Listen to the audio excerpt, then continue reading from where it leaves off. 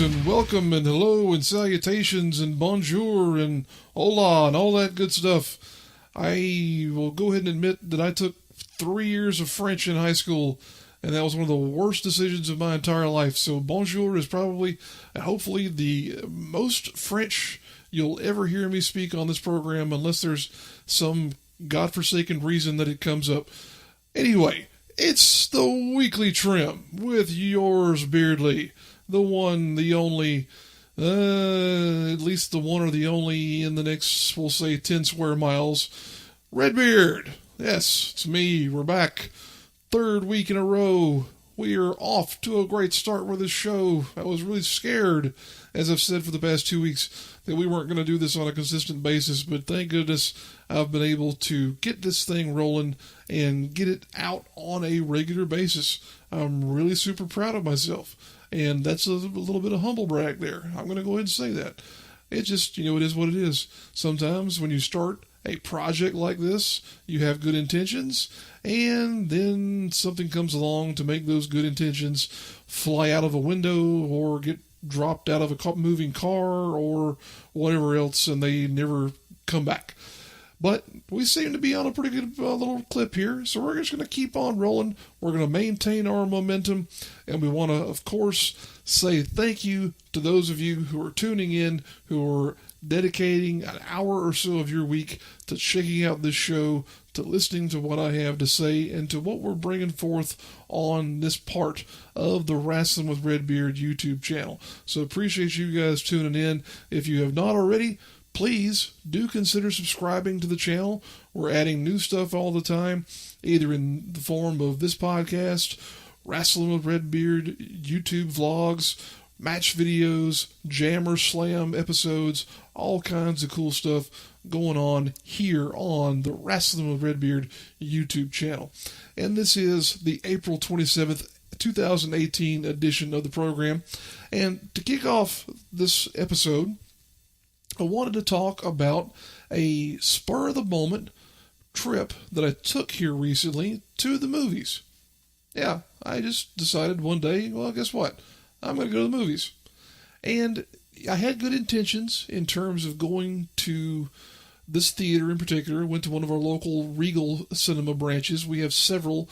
They're not really, I shouldn't say local, because where I am, I have to drive about, unfortunately, between 45 minutes and an hour to get to one of these things, but it is what it is. When you live in small town America, you don't have the conveniences of living in a larger city. You have to travel. So we make kind of an event out of it whenever we do go to the movies, but this was just me. I decided, well, I've got some time here, so let's just take an afternoon and go see a flick. So I went to one of our local Regal cinemas. And I will admit to having done this on such a spur of the moment that I really didn't plan on when I was going to see a movie, as far as like what time I wanted to see the movie in, because I had a set of parameters. I had a limitation in terms of where seeing a movie would fit into the day that I was working with. So I was trying, I should say hoping, to catch one of two movies, and that was either going to be Ready Player One, the new Steven Spielberg film based on the novel Ready Player One, or the sequel to Pacific Rim, that being Pacific Rim Uprising, starring John Boyega, who most people will know as Finn from the new Star Wars films. But when I got to the theater, as I said, I did not do any pre-planning, didn't do any real scouting whatsoever. Just kind of assumed, okay, well, they're going to be available because these are some newer movies and they should be there. Well, they were there. Unfortunately, they did not fall into that block of time that I had to work with. They were playing around it, which would have meant I would have had to have run some real big risks in terms of being late to the actual obligation I had that day, which I could not be. There's no way in the world what I had going on that day would allow me to be late for. So I just had to deal with it, and I had to do the best that I could to enjoy a experience at the movies, and just, go ahead and say, all right, well, let's make the best of it. Let's just take whatever we can, and we'll see a movie because we're here, and there's no point in doing anything else since this is what we'd already set up ourselves to do today. So I went up to the box office there and looked over the times, and wouldn't you know it, there is something that's going to fit in to what we have to work with today. And that something wound up being my third option, Rampage, starring Dwayne "The Rock" Johnson and Jeffrey Dean Morgan, who most people these days know as Negan from the Walking Dead films. I said Dwayne "The Rock" Johnson. I don't think he really even likes to be referred to as The Rock anymore. It's just Dwayne Johnson when you see it on movie posters. But even so, he's always going to be The Rock to me because that was him before he ever became a movie star. But, he's got the right to go by whatever moniker he wants to these days. The man is arguably one of the most successful movie stars in the world in terms of just plain old box office bucks coming to whatever movie he has out there. And I think Rampage is probably going to prove to be more of the same. Now, I will say this. Whenever I first heard of Rampage, the film, I thought it was a joke. I really thought, seriously, I thought this was a joke that somebody had made as a parody for, Saturday Night Live or one of the weekly late-night TV shows or something like that. Because when I heard the name Rampage, I was like, well, that was a video game when I was a kid. And it wasn't a particularly good video game either, because the whole objective of it was that you played one of three monsters, Godzilla, King Kong sized monsters, and you were smashing out windows of buildings and eating people and just trying to cause as much havoc as possible. Like, what kind of film could be made out of that? So I thought it was a joke. I thought it was really like a rib or something, but nope. This is a full-scale, true blue Hollywood movie that got money and got financing. And it is what it is in terms of the actual film. The video game, another reason why I thought it was such an odd choice, beyond just the fact that the video game was a silly little thing that lacked any kind of narrative, is that the game was made in 1986, which makes it better than 20 years old in terms of having any kind of real stirring cultural latch onto which people might be able to say, hey, that's that video game that I played, here a couple of years ago. No, this thing is 20 years old. So I guess maybe they thought people had forgotten about it enough to where they wouldn't immediately harken back to those old days where they were plunking quarters into a machine. But that was my immediate thought, and I didn't know where they were going to go with this thing. And I will say this. This is not a stellar movie by any stretch of the imagination. There will be no awards given to this movie other than maybe something for special effects and maybe like sound editing. It would be, if it is something to be awarded a prize for, it's definitely on the technical end of things, not the writing, directing, editing, performance end of things. It's like I say, it's a silly basis for a movie to begin with, this video game, but the movie itself, I'll go ahead and give it its props. This is the kind of thing where you need to go grab a big bucket of popcorn, a big ice cold soda, sit down in the chair, and just turn your brain off and enjoy the movie, because that's when you'll get the most enjoyment out of something like this. Really and truly, folks, it's not a bad movie. This is something that you could be very much entertained by if you go into it willing to say, okay, brain, go away for an hour and a half, hour and 45 minutes here. Let me take this in and just enjoy it for what it is. a big, dumb monster movie starring The Rock and Jeffrey Dean Morgan. Now, Jeffrey Dean Morgan's character is not, it's a major character, but he's not in every scene until sort of later in the movie, and he starts showing up more frequently there. But like I say, this is the kind of movie where you just need to have fun with it. You need to enjoy it for what it is, and just come out on the other side saying, hey, guess what? I'm glad I only paid $10 for it. Or in my case, if you're like a member of the Regal Crown Club, which is their sort of loyalty program they have at the Regal Cinemas, I got in for free because we had apparently earned a free movie. So I only had to pay the $20-something that my Coke and popcorn cost. Yeah, wow. That was a good bucket of popcorn. But hey, you get free refills, which I did get a refill before I left. So there's that. But overall, I'd give Rampage a 6.5 out of 10.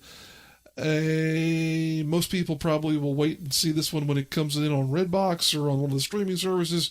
But like I had mentioned there before, if you really want to be entertained and have a good time watching The Rock go into battle with his friend George, the giant ape, by all means, go check out this movie, because here in the next couple of hours or so, since this is April 27th, 2018, we are going to be inundated with the Avengers and Infinity War, and that's going to dominate everything, probably up until Solo, a Star Wars story, is released. But all that having been said, would definitely encourage you, check out the movie. Have a good time at the movies. You know, we always, when people like myself like to give criticisms and whatnot, we like to sound official. We like to pretend as though we know what we're talking about. But really and truly, I think most people should probably just go to the movies trying to have a good time. Because really and truly, if you're going to a film and you have a preconceived notion of it being crap, then you're wasting your money and you're wasting your time. Movies and stuff like this should be fun, and this one is. That's just why I gave it a 6.5 and not a lower rating than that, because it's The Rock, it's big giant monsters, it's a whole bunch of buildings blowing up and whatnot. It's fun, and that's what it's meant to be, and that's what I had during this film. That's why I'm recommending it to you as well.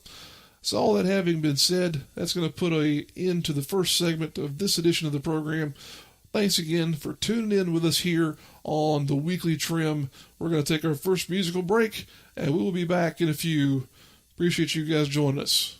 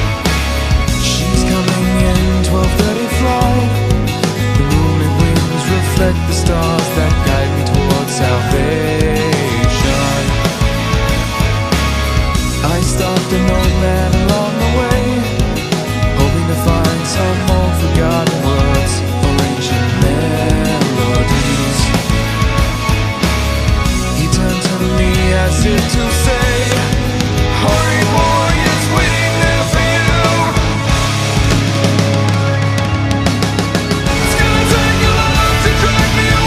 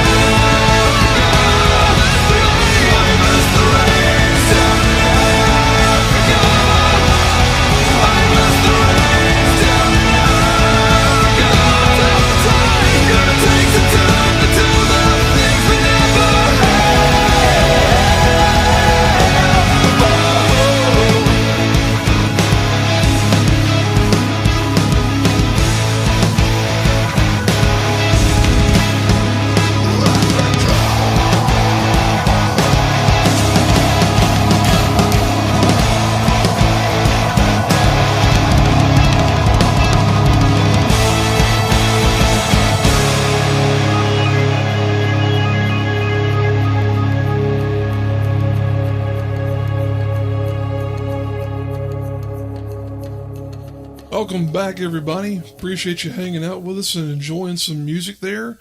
We're glad to be back, and we're glad to be on the cusp of a great opening weekend to what we're going to go ahead and call the summer movie season. I think we're far enough along in the year to where we can kind of skip right over spring, since our weather patterns have been just plain old crazy. I started to say something else there, but I backed up and punted, as you might have been able to tell. The weather's just been plain odd here. We have not hit a spring season really to amount to much of anything. I think we're going straight to summer. So that in mind, we're looking forward to a couple of good movies here this summer, and leading the charge is, of course, none other than Avengers: Infinity War. We spoke a little bit about this in the opening segment there. And I will say that I'm very much looking forward to seeing the movie. I'm probably not going to get to see it until Monday because of the fact that we don't have a whole lot of theater options in this part of the world. And my wife and I, we wanted to see it at a theater that is more of the high-end variety with the reclining seats and the big RPX style screen that gives you that big crystal clear, almost 4K image resolution. We just wanted to make sure it was done right, so we're of an agreement that we're going to wait until Monday to see this thing. So I'm trying my best to avoid spoilers, to avoid any kind of news as to what might be going on in the movie until then, because Lord knows, as we've all been made thoroughly aware by this point in time, thanks to all the marketing campaigns, that this has been a 10-year, a decade-long trip with these characters and with this mythology to where we are now.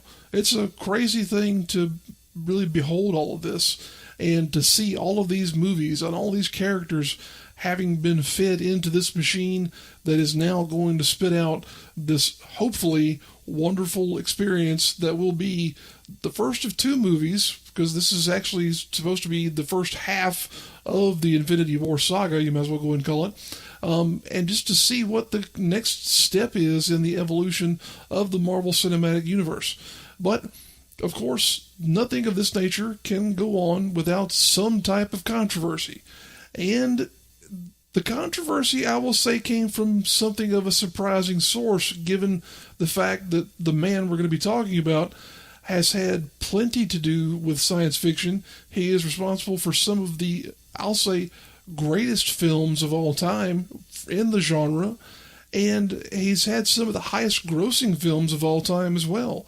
And we're talking about none other than director James Cameron, who earlier this week, while he was promoting a secondary project of his, had some, I'll say, rather harsh things to say about not just the Avengers films, but superhero films in general. To go ahead and pull the quote that came from Jim. I'm going to call him Jim because he and I are on a first name basis, so I can call him Jim, James, whatever. He's quoted as saying, "I'm hoping we'll start getting Avenger fatigue here pretty soon." Cameron said while promoting his new docuseries, AMC Visionaries, James Cameron's story of science fiction. "Not that I don't love the movies, it's just, come on guys, there are other stories to tell besides hypergonadal males without families doing death-defying things for 2 hours and wrecking cities in the process." Okay, that's a lot in a little bit of time there to go over. What does he mean by Avenger fatigue? And here again, I think we can pretty well easily establish that he's not talking about just the Avengers movies. He's talking about superhero movies in general. I think we can all agree that some of these movies do have a bit of a formula to them. Not necessarily all the Marvel movies, but some of the stuff that's out there in the marketplace. You know, you have the introduction of a character who winds up being a hero with some type of vulnerability, and then it just, it goes through the paces of being what it is. A lot of them are fairly similar, so I can agree with him in that regard. It can be repetitive. However, the Avengers, this is a little bit beyond that because those are introductory stories that he's talking about. This is to a point where this mythology is so far advanced beyond just city wrecking and whatnot that I don't really think what he's saying has a whole lot of clout.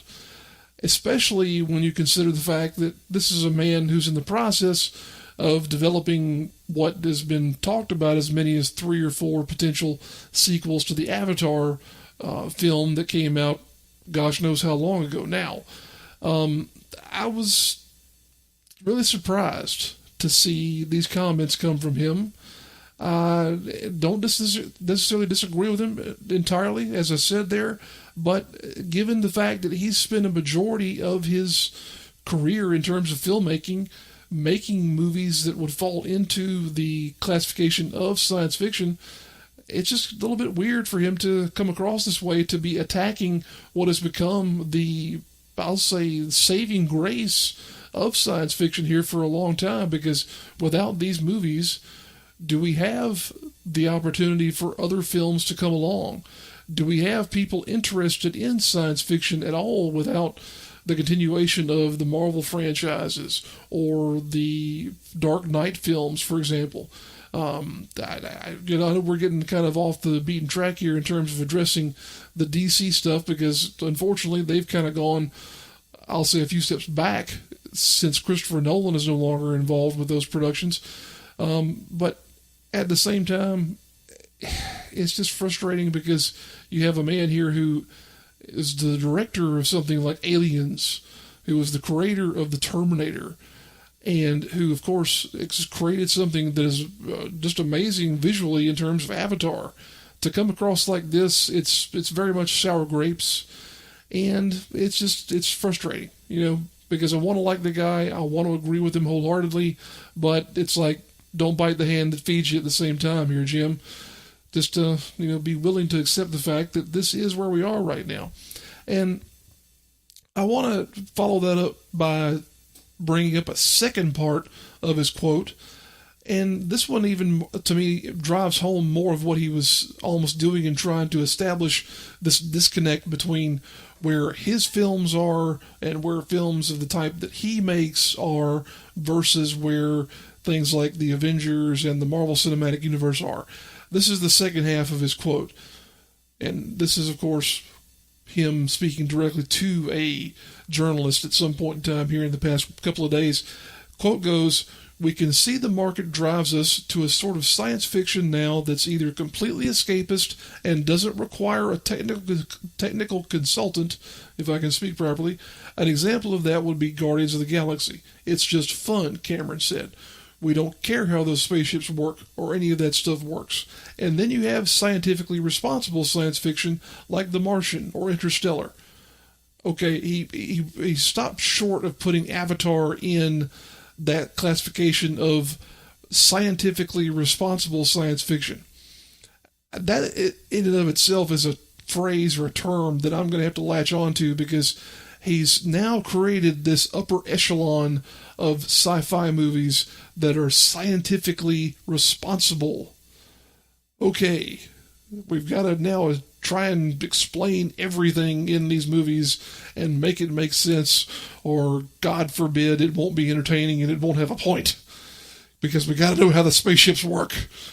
Yeah, that just, it plays into the Star Trek mentality of how they had the opportunity to explain a lot of the science behind things there, and how in the realm of like Marvel, they don't really care about that so much, because in my opinion, for the most part, they're trying to develop the characters and the bonds that exist between them. That especially is true in the movies that he mentioned there, Guardians of the Galaxy.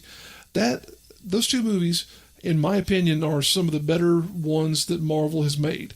I put Guardians of the Galaxy Volume 2 in my, I would say, top 2 or 3 of all the Marvel films because of the family dynamic in particular. That, to me, shows the real big difference between what he's talking about and where these movies have gone. Because, yes, it's great to have, as he says, scientifically responsible science fiction where everything gets explained and it makes sense. That's perfectly fine. But I think most people, myself included, are willing to say, okay, these spaceships, as he says, they fly. They go into space. We understand, or team units, that they are. How are they dysfunctional? How do they come together? That's just the more interesting thing to me, and I think that's what really and truly a lot of what Marvel has done has been about, And of course, now that we have all of these characters coming together in the Avengers Infinity War, we're really seeing the culmination of this team building, family building dynamic, you might as well go ahead and say. And it's really and truly going to be something awesome, I think, to see how all these bits and pieces come together. So, all that having been said, I will go ahead and tack on one more comment here by saying I do appreciate James Cameron's comments. I will probably see any movie that he produces in the future, but I really am disappointed in him trying to put himself in certain films on this sort of pedestal, for lack of a better way of putting it. It is what it is, folks. You have a certain $1 billion mark of where your films have earned, and I guess you can do that kind of thing and not have to worry about what other people think of you or anything for that matter, because you can go home and you can count your money and shine up your Oscars and just go about your day without having to be concerned about anything else.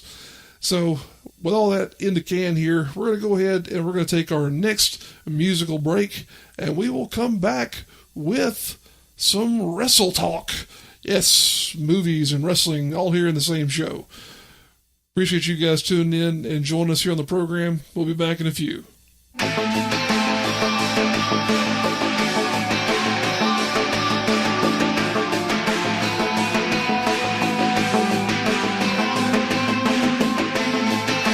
Am I brave enough? Am I strong enough to follow the desire that burns from within? To push away my fear, to stand where I'm afraid. I am through with this, 'cause I am more than this. I promise to myself, alone and no one else. The flame is rising higher.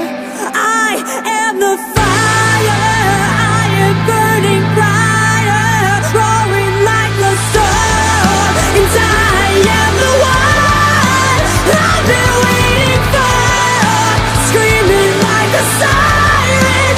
I've been burning brighter. I am the fire.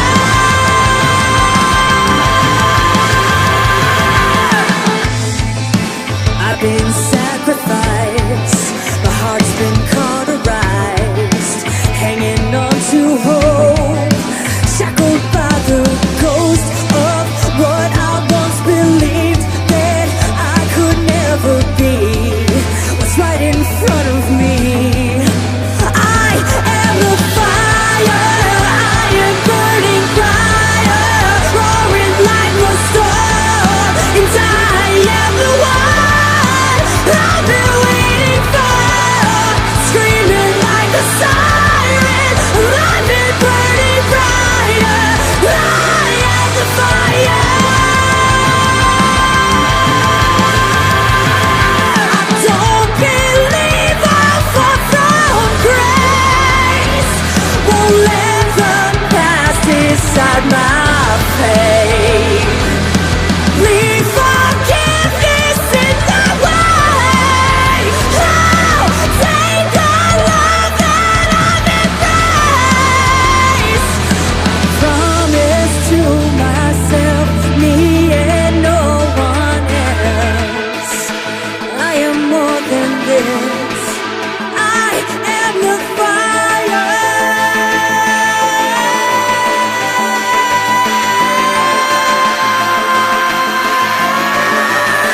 I am the fire.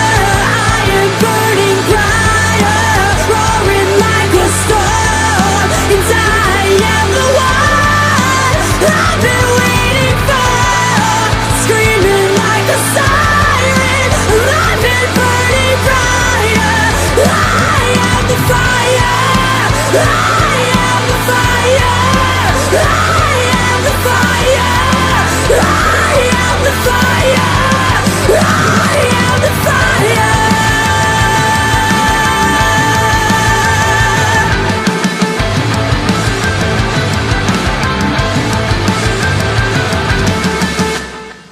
Hey gang, Welcome back. Appreciate you hanging out with us and spending time with us here on the weekly trim as part of the content that we have here on the Wrestling with Redbeard YouTube channel.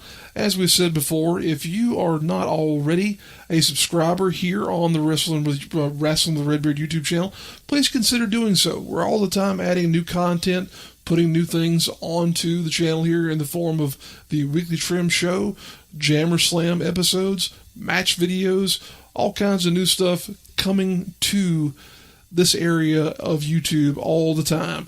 And we appreciate you guys tuning in. Appreciate you being a part of the little community that we're developing here. So if you haven't already, please just consider subscribing by hitting that subscribe button. And also, kind of something that might be new to you is that little bell icon that's also out there beside the subscribe button. If you choose to subscribe, you may also want to hit that notification icon, because what that'll do is it will send you a notice whenever we have posted new content to your device, whether it be your phone, tablet, or whatever. So you'll be among the first to know when we've added new content here on the channel. So there again, please subscribe and also hit that little bell icon, and you'll be good to go as far as getting fresh content here from the Wrestling with Redbeard YouTube channel. Now, we want to go into talking about some wrestling, of course, and we're talking about what WWE is referring to as the greatest Royal Rumble. That's right, the greatest Royal Rumble, not just the Royal Rumble. Now we've started to classify these things. This one in particular is being identified as the greatest Royal Rumble because of the fact that it will have not 30, not 40, but 50 participants. That's right, 50 participants. Could you name 50 active WWE superstars off the top of your head?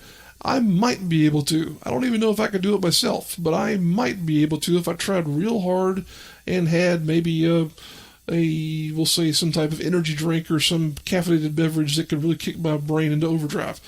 But they're somehow going to make this whole thing happen, and it's a little bit odd in that it's not happening here in the United States. This is actually happening over in a part of the world where we're going to get to this a little bit later, but there's been some controversy because of where this is located in relation to certain segment of the WWE roster. But this is actually happening in King Abdullah International Stadium in Jeddah, Saudi Arabia. And that's a pretty awesome thing, but also a little bit of a weird thing, because guess what? As of the point in time that this podcast is being broadcast, or as it's being published, I should say, it's already happened. It happened at noon on Friday of April 27th, because it was broadcast live from the Middle East, which it's 7 p.m. over there, noon here on the East Coast of the United States. So we're kind of talking about something that's already happened, even as we're getting into the nuts and bolts of it. But it is what it is. Chances are that a lot of people who may be hearing this show haven't seen it because of it taking place during the day. Because, guess what? Most of us are working stiffs, and we have to do stuff like, earn a living so that we can go home and then turn on WWE Network and watch a show like this. But it is what it is. And going over the card for this show, there's I think in the area of about 10 matches total, which the fact that you've got a single match with 50 guys involved in it, that should be at least 5 matches in and of itself. But we've already kind of talked about the greatest Royal Rumble match, 50 guys, holy cow. Not sure how they're going to pull it off, but that's going to be we think anyway, the headliner match of the entire card. The rest of this thing is going to include some pretty cool stuff. First among them being a defense of the WWE Cruiserweight Championship by Cedric Alexander, who will be facing Kalisto. I'm looking forward to that match. Of course, I'm a huge Cedric Alexander fan because he's a hometown boy here from the Mid-Atlantic region, and really just super excited for what he can do in WWE now that he's been given a chance to shine and to carry a title like this. So looking forward to this match and looking forward to seeing what those two guys have to give us in this particular scenario. Going on from there, you've got the SmackDown Tag Team Championship on the line between a match with the Bludgeon Brothers taking on the Usos. The Bludgeon Brothers are, of course, the champions. The Usos are a great tag team. They've had a tremendous feud with the New Day here for a long time. Now moving on to a contest with the Bludgeon Brothers, two big, huge men who I'm a big fan of as well, because that big man dynamic is just awesome in my opinion. So we'll see what the Usos can do with those guys. By contrast, you have another tag team championship match, this one being for the vacant Raw Tag Team Championship. You have Bray Wyatt and Matt Hardy, which I think they're calling themselves the Deleter of Worlds, if I heard that correctly from Raw this past Monday, versus The Bar, Cesaro and Sheamus. I tell you what, I love all four of these guys in this match. I'm a huge fan of all four of them. I'm probably a bigger fan of Cesaro and Sheamus at this point in time than I am of Bray and Matt, just because of the fact that I've dug for a long time the combination of Cesaro and Sheamus as a tag team. Those two guys just seem to work really well together, and I hope that they continue on as a tag team, but I have a feeling this is where Bray and Matt get their opportunity to solidify themselves as a tag team by winning that championship. Moving on from there, you've got some more of the singles titles that are going to be up for grabs, as Jeff Hardy, the new United States heavyweight champion, will be taking on Jinder Mahal. That's kind of got some cultural significance just because of Jinder's cultural makeup and whatnot. Of course, he is Canadian, but he has some ties to the part of the world where this match is going to be taking place. So it'll be interesting to see what kind of reception he receives. Jeff Hardy, you have to think, is going to be the favorite here, though. So we'll see if he comes out and retains that title.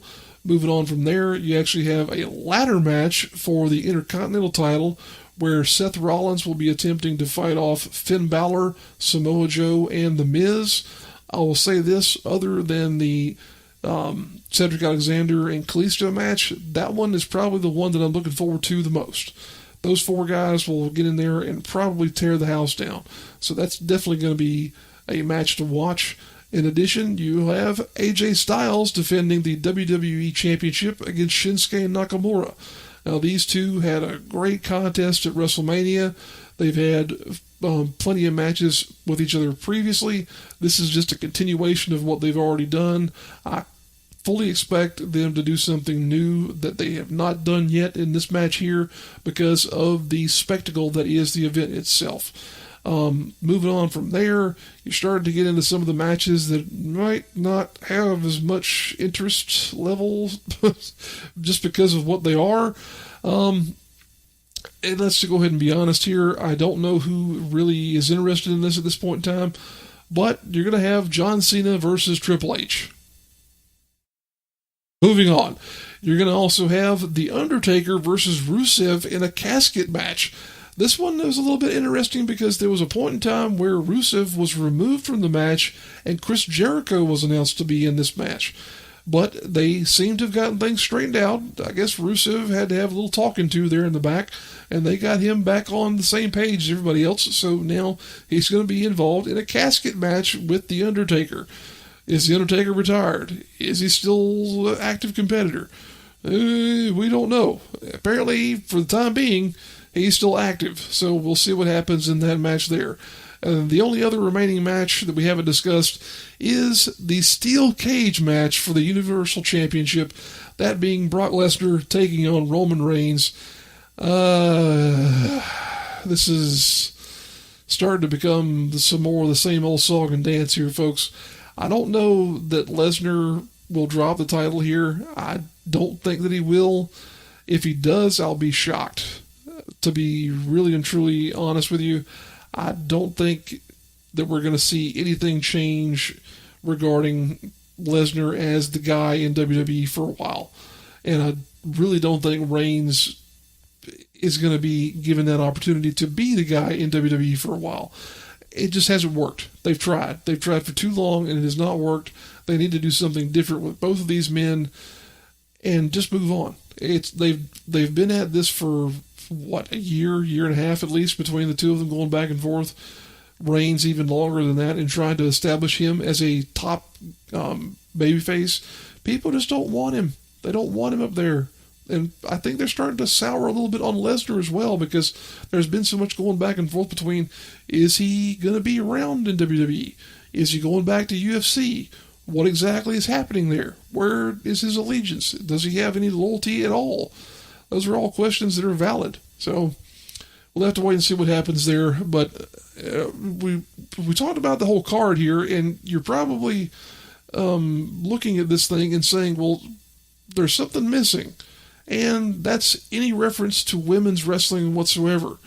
Then, unfortunately, because of the cultural makeup of the area that this event is happening in, it was really not conducive to having women's matches. Really and truly, they just weren't possible, because there are certain cultural guidelines and expectations that prevent women from being allowed to do certain things. And in this case, having wrestling matches was just not going to be doable at all. So it's one of those things where the company has had to eat some flack and, really go on the defensive, because they're trying to continue to push this idea of a women's revolution happening in WWE, and yet they're not allowing them to have matches on this tremendous card and this big show in a part of the world where, if they really wanted to push boundaries and to push that idea of a women's revolution, that they would have a women's match there. But, it is what it is. They're probably tiptoeing around a lot of stuff anyway in having this event, because, the culture in this part of the world is very different from our own. But at the same time, it allows for certain things and not others. So the fact that they're having this show is pretty cool, but it also would have been neat to have had the inclusion of the ladies on there as well, because God knows those ladies have really been doing some awesome stuff here lately. That you've got Charlotte Flair, Alexa Bliss, Nia Jax, Natalya, all these great competitors, Asuka, Ember Moon, the list goes on. And unfortunately, they're not going to be included here, but guess what? They'll be back on Raw and SmackDown the following week, and we can enjoy them just as we always do. So that all having been said, we are going to take our last musical break of the show and look forward to seeing what this show actually is all about here with the Greatest Royal Rumble, when we can get a chance to digest it all on the WWE Network. Appreciate you guys tuning in. We'll be back in a few.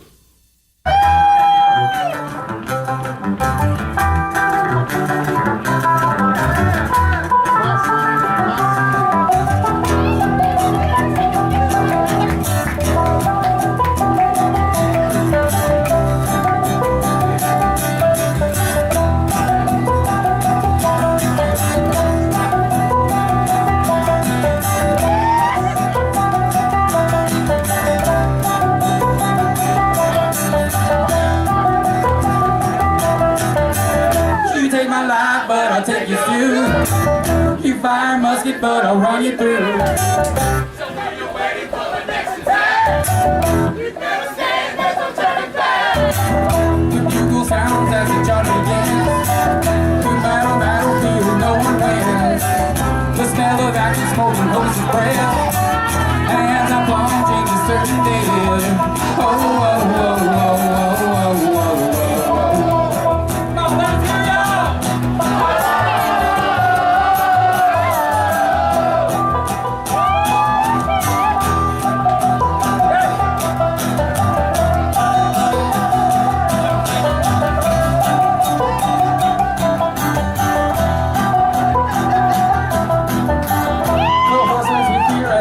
The mighty roar of Russian guns, and as we race towards the beauty wall, the streets of pain as my comrades fall.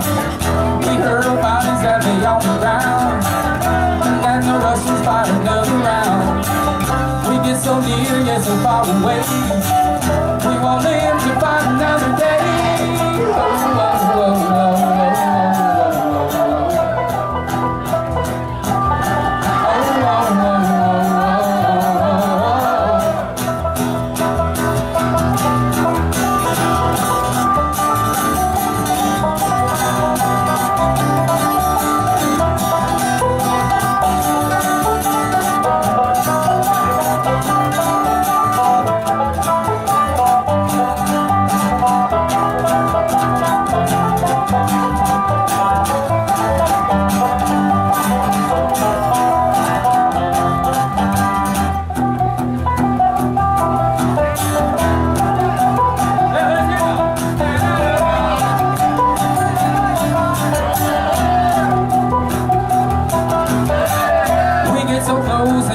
out to fight. When a Russian gets me any size, when pull the trigger and I shoot the bow. The burst of rounds takes my horse below. And as I lay there gazing at the sky, my heart is numb in my throat cry. And as I lay for about a minute long, without a tear I drop my final moan. Oh, oh, oh, oh, oh, oh.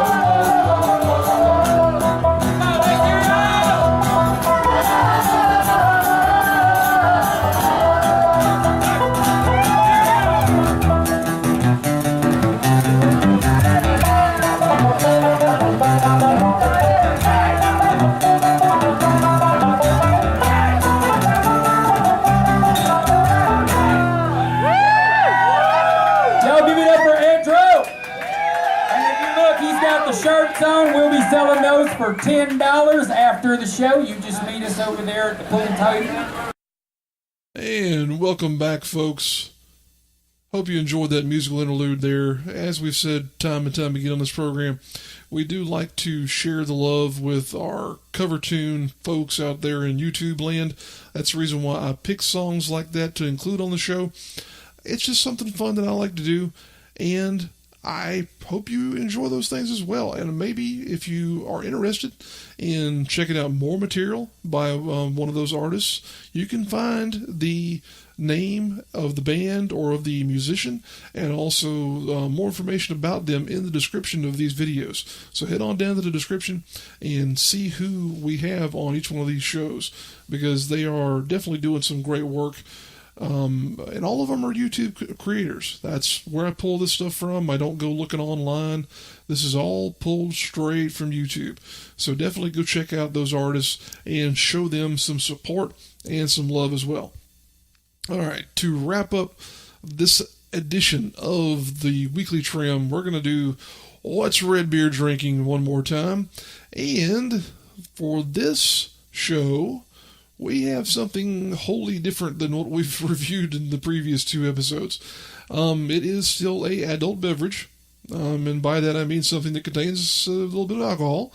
But this is not a beer or an ale or a lager or anything along those lines.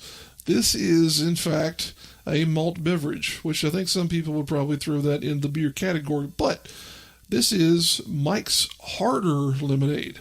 Not just Mike's Hard Lemonade. This is Mike's Harder Lemonade. Nice little emphasis on that H there, the Harder Lemonade. Yeah, I guess that's what they're going for with this one, because this is in the realm of, we'll say, like the Four Loko style products, where the alcohol content has been increased for the purpose of course, of getting drunk, or at least of getting that nice fuzzy buzzed feeling a little bit more quickly than you could off of just a standard beer or what have you.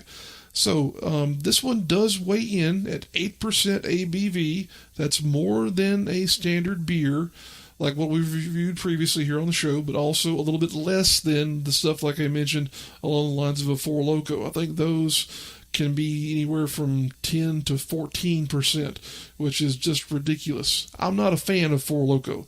I may review one on here just to have it in the catalog, but I will say that I'm not a fan of the Four Loko products. I never did get to try the original Four Lokos, the ones that contained caffeine and alcohol, because those are now banned, since they can give you that nice downer and upper at the same time and confuse your little heart and everything else inside of you. But the new stuff, which is just a strict malt beverage, I think I might have found one that I wasn't totally opposed to, but yeah, for the most part, they're not very good at all. But that's a topic for a different show.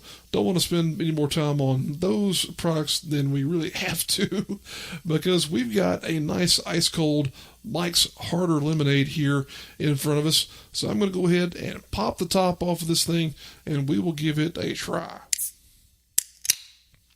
All right. Nice crack open there. Let's give it a whiff to see if we can pull any aroma off of this beverage. Definitely comes across as a sweet sweet beverage, and that's just from the old sniff test there. So this, if you're familiar with Mike's Hard Lemonade, probably going to be more of the same, but we'll give it another shot here and see what this actually tastes like.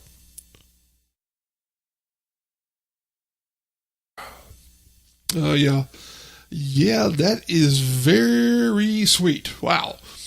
It's very much like a traditional, we'll say, mixed lemonade.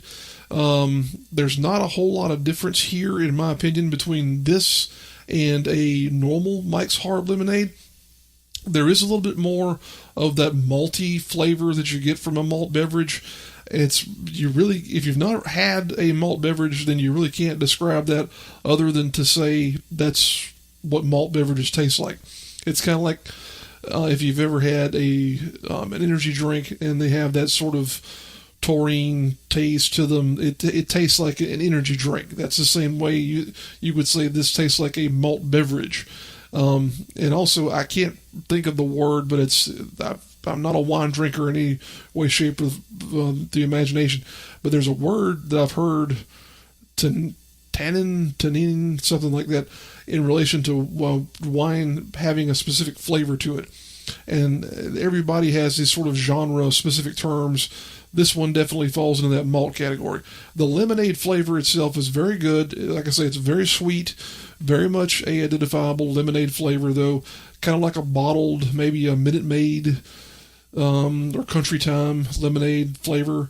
Not a whole lot of variation there. Definitely does not taste like fresh fruit juice by any stretch of the imagination. But this is very refreshing. Does not have a pungency or a stiffness of alcohol to it whatsoever. So yeah, this thing would probably be pretty dangerous, especially in the size of the can here. I want to say this, it's 24 ounces, so it's, man, that's a good sized beverage there. It's a pretty good sized can. This is about the size of a Pringles can here, what we're talking about, folks. But let's go ahead and give it one more shot here and see if we pick up anything else in regard to this beverage.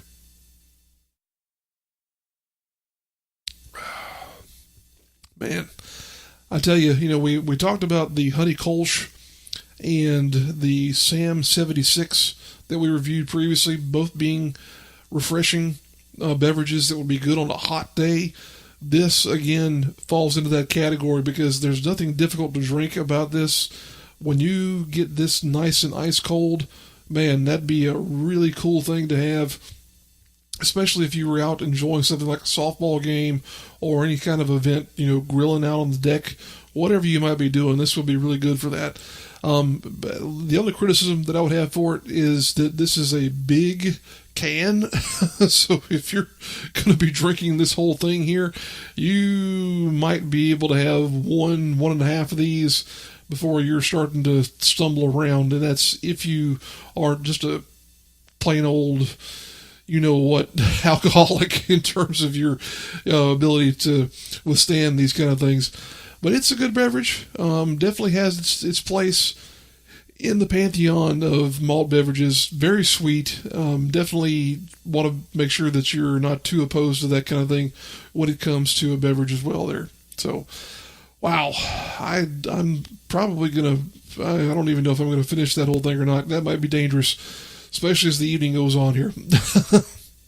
But all that having been said, we do appreciate you guys joining us here on the Weekly Trim with Redbeard here on the Wrestle with Redbeard YouTube channel. Appreciate your time, appreciate your likes, your comments, your subscriptions, and also wanted to bring up again, if you guys have something that you want me to review as far as a beverage, doesn't necessarily have to be a beverage, it could be a food product, it could be some other kind of product as well. I'd be more than happy to take your suggestions. Just go ahead and chime in the comments and let us know. Appreciate you guys tuning in once again. We'll be back next week with another episode, hopefully, of the Weekly Trim with Redbeard. We'll see you down the road.